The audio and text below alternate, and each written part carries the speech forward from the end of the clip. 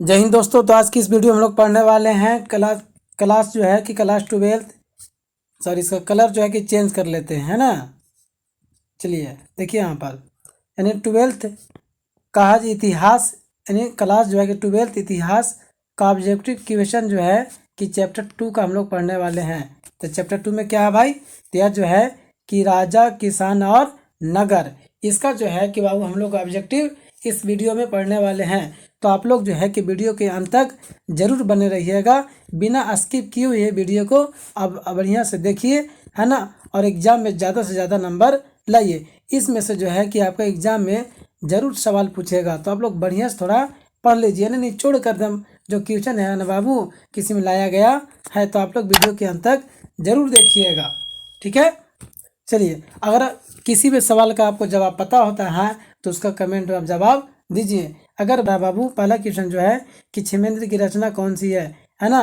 क्षेमेंद्र की रचना कौन सी है, तो इसका जो है कि सही आंसर आपका हो जाएगा बृहत कथा मंजरी, यानी सी आंसर आपका बिल्कुल करेक्ट हो जाएगा। चलिए अगला सवाल देखते हैं, या थोड़ा बड़ा कर लेते हैं इसमें।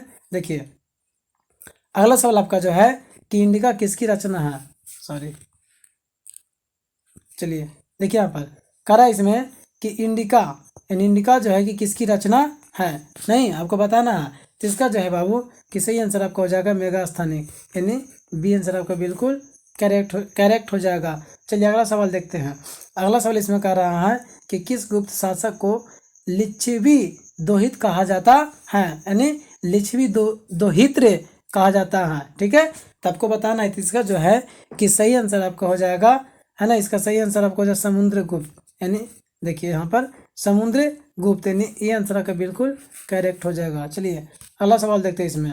अगला सवाल कर रहा है इसमें कि गुप्त काल में हसित सेना का प्रधान को क्या कहते हैं, यानी गुप्त काल में हस्ती सेना का प्रधान को क्या कहते हैं। तो इसका जो है कि इसका सही आंसर आपका हो जाएगा ये महापिलुपति।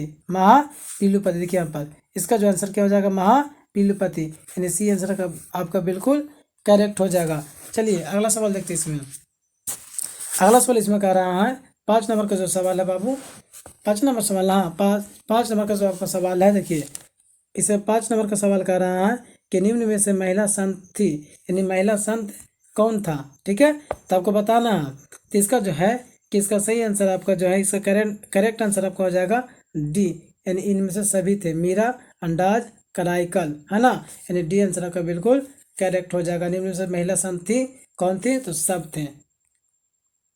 अगला सवाल इसमें कह रहा है बाबू, छठा सवाल कि धम्म की शुरुआत किसने की थी, यानी धम्म का जो है ना बाबू की शुरुआत है जो किसने किया था, ठीक है। तो इसका जो है कि सही आंसर आपका हो जाएगा अशोक, यानी सी आंसर आपका बिल्कुल करेक्ट हो जाएगा। चलिए अगला क्वेश्चन देखिए, 7 नंबर का सवाल का है इसमें कि समुद्रगुप्त की तुलना किस यूरोपीय शासक से की जाती है, यानी समुद्रगुप्त जो है कि समुद्रगुप्त की तुलना किस यूरोपीय शासक से की जाती है, नहीं। इसका जो है कि सही आंसर आपका हो जाएगा नेपोलियन, है ना, यानी बी आंसर आपका बिल्कुल करेक्ट हो जाएगा। चलिए अगला सवाल देखते हैं। अगला सवाल इसमें कह रहा है कि मौर्य वंश का संस्थापक कौन था, यानी मौर्य वंश का जो है कि संस्थापक कौन था, ठीक है। तो 8 नंबर का जो है कि सही आंसर आपका हो जाएगा चंद्रगुप्त। यहाँ देखिए इसका जो सही आंसर आपका हो जाएगा चंद्रगुप्त, यानी ये आंसर का बिल्कुल करेक्ट हो जाएगा। चलिए आगे सवाल देखते हैं इसमें। अगला सवाल इसमें कह रहा है, थोड़ा और ऊपर कर लेते हैं।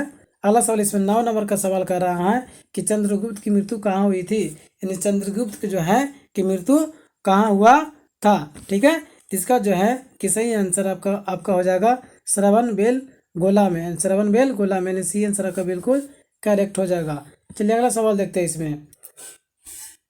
अगला सवाल इसमें कह रहा है कि चंद्रगुप्त मौर्य किस धर्म के मानने वाला था, नहीं, यानी चंद्रगुप्त जो है कि चंद्रगुप्त मौर्य किस धर्म को मानने वाले था, ठीक है, आपको बताना है। तो इसका जो है कि आपका 10 नंबर का सवाल करेक्ट हो जाएगा जैन, यानी बी आंसर का बिल्कुल करेक्ट हो जाएगा। चलिए आगे देखिए। अगला सवाल इसमें कह रहा है बाबू कि मौर्य वंश का अंतिम राजा कौन था, यानी मौर्य वंश के जो है ना बाबू के अंतिम राजा कौन था, ठीक है, आपको बताना है। तो इसका जो है कि सही आंसर आपको हो जाएगा बृहद्रथ, है ना, बृहद्रथ, यानी डी आंसर का बिल्कुल करेक्ट हो जाएगा। चलिए अगला सवाल देखिए।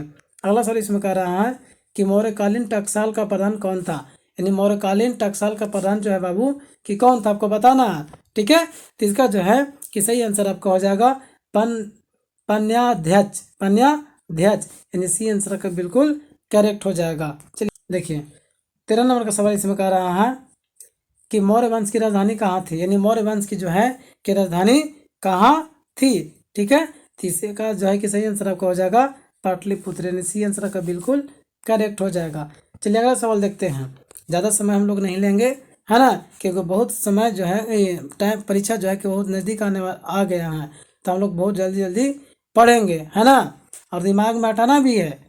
चलिए यहाँ पर देखिए, इसमें कह रहा है बाबू कि मौर्यकालीन कलिंग राज्य कहाँ स्थित था, यानी मौर्यकालीन कलिंग राज्य कहाँ स्थित था। ठीक है, तो 14 नंबर का सवाल जो है कि आपको बताना है, तो इसका सही आंसर आपका हो जाएगा उड़ीसा, यानी सी आंसर का बिल्कुल करेक्ट हो जाएगा। चलिए अगला सवाल देखते हैं। अगला सवाल इसमें कह रहा है कि मौर्य प्रशासन में समाहर्ता कौन था, यानी मौर्य प्रशासन में समाहर्ता कौन था। ठीक है, तो अब इसका जो सही आंसर आपका हो जाएगा, यानी 15 नंबर का सही आंसर आपका हो जाएगा राजकीय कर संग्रह अधिकारी, यानी बी आंसर आपका बिल्कुल करेक्ट हो जाएगा। चलिए अगला क्वेश्चन इसमें देखिए, अगला क्वेश्चन इसमें कर रहा है कि मौर्य काल में ब्राह्मण्य क्या था, यानी मौर्य काल में जो है ना बाबू कि ब्राह्मण्य क्या था। ठीक है, 16 नंबर का सवाल है, तो इसका आंसर यहाँ पर दिया हुआ, देखिए यहाँ पर इसका जो है किसका सही आंसर आपको यहाँ पर दिया हुआ है। देखिए इसका जो है किसका सही यानी इसका सही आंसर आपका 16 नंबर सही आंसर हो जाएगा भूमिदान, सॉरी क्या हो जाएगा, भूमिदान हो जाएगा, यानी सी आंसर का बिल्कुल करेक्ट हो जाएगा। चलिए अगला देखिए 17 नंबर का सवाल इसमें कह रहा है, देखिए 17 नंबर का सवाल इसमें कह रहा है कि अशोक का व्यक्तिगत धर्म क्या था, यानी अशोक का जो था ना कि व्यक्तिगत धर्म क्या था। ठीक है, तो इसका जो है कि सही आंसर आपका हो जाएगा बौद्ध धर्म, क्या हो जाएगा, बौद्ध धर्म, यानी ए आंसर आपका बिल्कुल करेक्ट हो जाएगा। चलिए अगला क्वेश्चन देखिए, इसमें अगला क्वेश्चन कर रहा है इसमें कि अशोक ने महेंद्र और संघमित्रा को धर्म प्रचार के लिए किस देश भेजा। ठीक है, अशोक ने महेंद्र और संघमित्रा को धर्म प्रचार के लिए किस देश में भेजा। ठीक है, तो 18 नंबर का सही आपका हो जाएगा, यानी सिहल द्वीप। ठीक है, सिहल द्वीप। ठीक है, यानी डी आंसर आपका बिल्कुल करेक्ट हो जाएगा। चलिए अगला क्वेश्चन देखिए, अगला क्वेश्चन इसमें कर रहा है कि अशोक ने किस वंश का शासक था। अशोक जो थे कि किस वंश का शासक थे। ठीक है, तो इसका जो है कि सही आंसर आपका हो जाएगा मौर्य वंश, यानी बी आंसर आपका बिल्कुल करेक्ट हो जाएगा। ठीक है, आप लोग कमेंट में थोड़ा बताइएगा कितना नंबर आपने टिक लगाया है और सही जानते हैं। ठीक है, आगे देखिए 20 नंबर सवाल इसमें कर रहा है कि अशोक ने कौन से बौद्ध भिक्षु के प्रभाव में आकर बौद्ध धर्म का समर्थक बन गया। ठीक है, क्या समर्थक बन गया, नहीं, तो इसका जो है कि 20 नंबर का आपका सही आंसर आपका हो जाएगा उपगुप्त, क्या हो जाएगा, उपगुप्त हो जाएगा, नहीं, यानी ये आंसर आपका बिल्कुल करेक्ट हो जाएगा। चलिए अगला क्वेश्चन देखते हैं, इसमें 21 नंबर का सवाल इसमें कर रहा है कि राजगिरी की नगरबधु का नाम क्या था, यानी राजगिरी की नगरबधु का नाम क्या था। ठीक है, तो 21 नंबर का आपका सही आंसर हो जाएगा शालवती, यानी डी आंसर आपका बिल्कुल करेक्ट हो जाएगा। चलिए अगला सवाल इसमें देखते हैं, अगला सवाल इसमें कर रहा है कि किसने लिखा वास्तविक सुकर्म वह है जिसमें प्रजा सुखी तथा प्रसन्न है, नहीं, तो इसका जो है कि सही आंसर आपका हो जाएगा कौटिल्य ने। कौन लिखे थे, तो कौटिल्य ने लिखे थे, यानी डी आंसर आपका बिल्कुल करेक्ट हो जाएगा।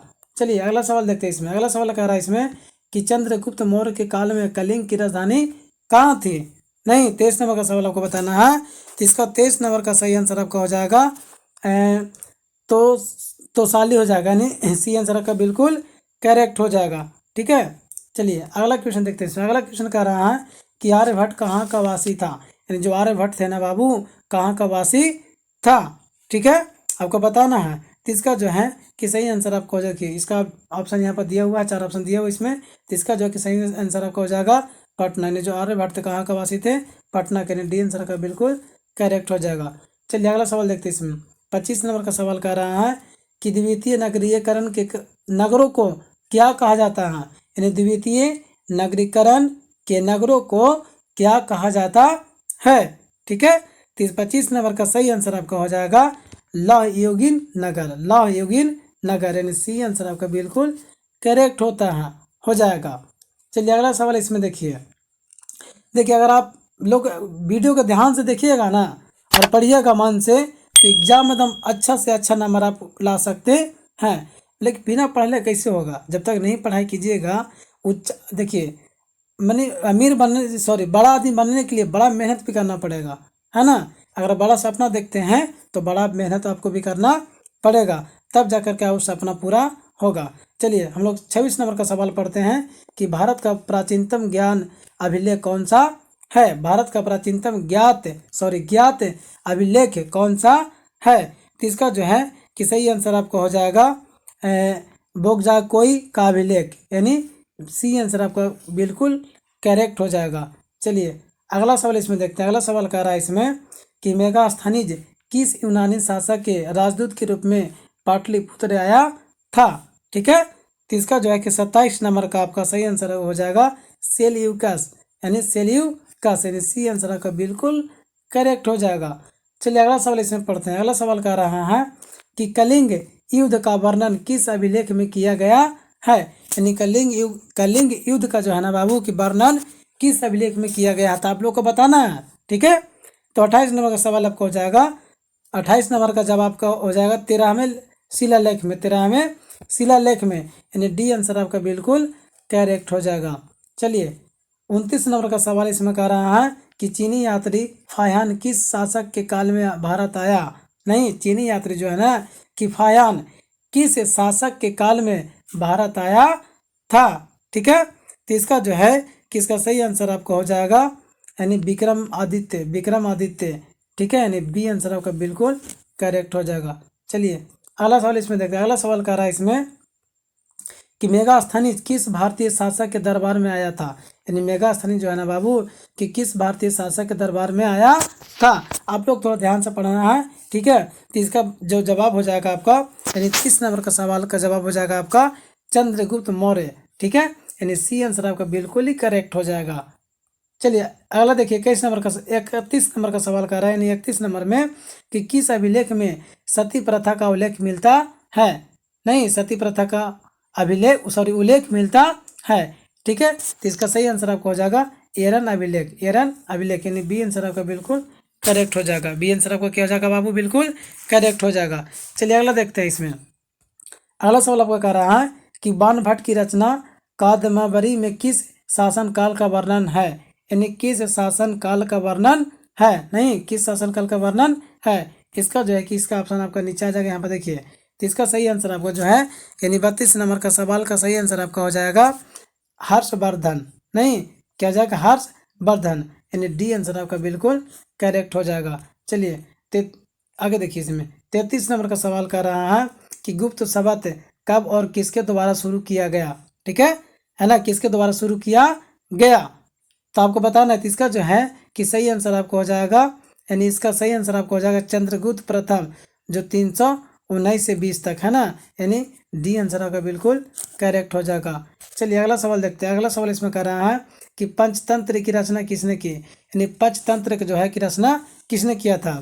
तो इसका जो है कि सही आंसर हो जाएगा विष्णु शर्मा, यानी डी आंसर आपका करेक्ट हो जाएगा। देखिए आप लोग थोड़ा वीडियो को लास्ट तक जरूर देखिएगा और जैसा वीडियो समझ में आता हो वैसा कमेंट आप कीजिए, है ना। कमेंट करने से थोड़ा हम लोग को भी पता लगेगा कि यहाँ मतलब कहाँ हमको कमी हो रहा है, कहाँ और हमको सुधार करना है। तो आप लोग कमेंट करना कृपया न भूलें और वीडियो के अंत तक जरूर देखिएगा। ठीक है, चलिए अगला क्वेश्चन देखिए। अगला इसमें कह रहा है कि प्राचीनतम नालंदा विश्वविद्यालय के संस्थापक कौन थे। ठीक है, तो इसका जो है कि सही आंसर आपका हो जाएगा कुमार गुप्त, यानी कुमार गुप्त, यानी डी आंसर आपका करेक्ट हो जाएगा। देखिए इसका जो है कि यानी हिस्ट्री का जो है ना बाबू कि पहला चैप्टर का जो है कि ऑब्जेक्टिव बना दिया गया है। अगर नहीं देखे होंगे तो जाके वीडियो में देख लीजिएगा। ठीक है, चलिए आगे देखिए।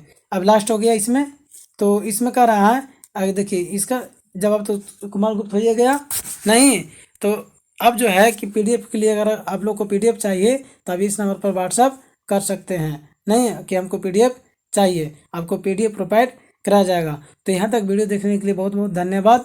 तब तक जय हिंद,